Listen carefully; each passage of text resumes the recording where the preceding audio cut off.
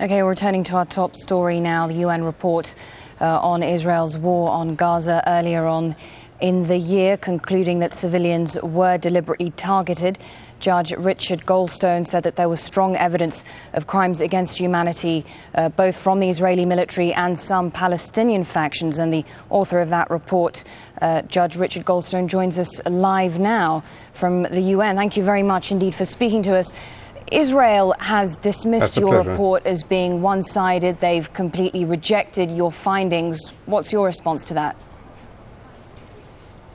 Well, I'm surprised that Israel has so speedily read a 572-page report and rejected it. This is the first I've been informed of that. Of course, it's disappointing because it's not correct. You recommend in the report that both sides report to the UN Security Council within 6 months, and if that doesn't happen, that both sides be referred to the International Criminal Court prosecutor. Do you really think that this report would lead to any prosecutions? Well, I would certainly hope so. You know, the first choice would be domestic investigations and prosecutions that would comply with international standards.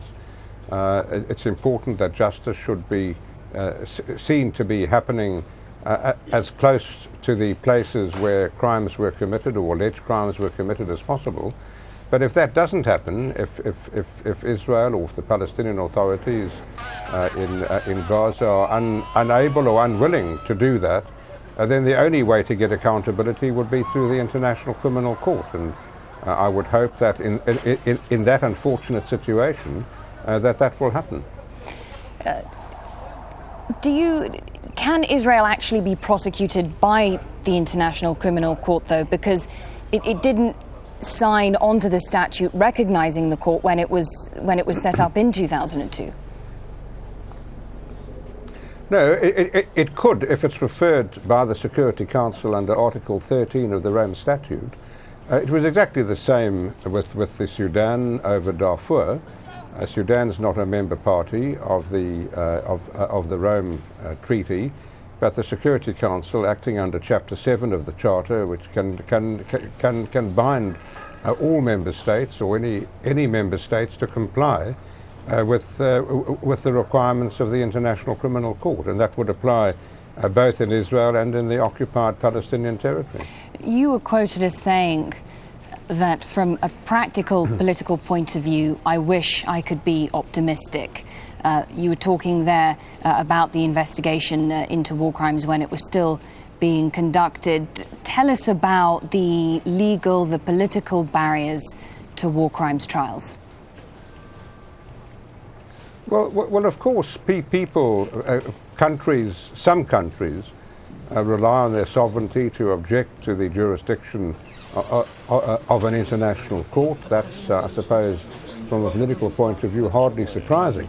But in the last decade, particularly, the international community has been moving more and more towards requiring accountability.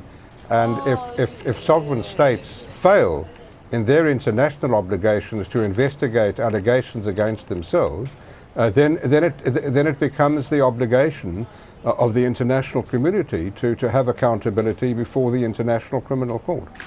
And the international community does have a responsibility to protect civilians. Members of the UN Security Council are party to the Geneva Conventions. Did they fail in their duty by not passing a UN resolution earlier on? Well, certainly. You know, I don't want to get involved in. I'm not a politician. I'm a lawyer, and I really don't want to comment on the situation in Iran. It's not part of our mandate, and I'd rather stick to that. You highlight in your report an attack on a mosque in Gaza City. Tell us a little bit more about this incident and what it demonstrates about Israeli conduct in this war. Well, the incident I referred to was took place during the evening service in a large, new 3-year-old mosque in the middle of Gaza City. It was crowded with some hundreds of worshippers who were gathered for what is a combined morning and afternoon service that takes place during times of war. And an Israeli mortar shell was fired at the mosque, and in fact went through the main door of the mosque, killing 15 people and seriously injuring many more. This was the incident, and our mission could find absolutely no military advantage or military justification in what appeared to us very clearly to be an attack against innocent civilians. And your report actually accuses both sides of wrongdoing. Tell us a little bit about Palestinian rocket fire during the course of this war and how it might compare with Israeli action.